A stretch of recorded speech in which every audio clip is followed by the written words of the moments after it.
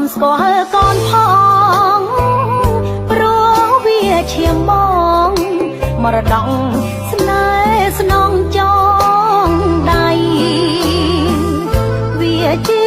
ដង្ហើមជាថ្លើមប្រមាត់វាជាសម្បត្តិជីវិតដ៏ថ្លៃសម្រាប់រូបស្រីមានន័យ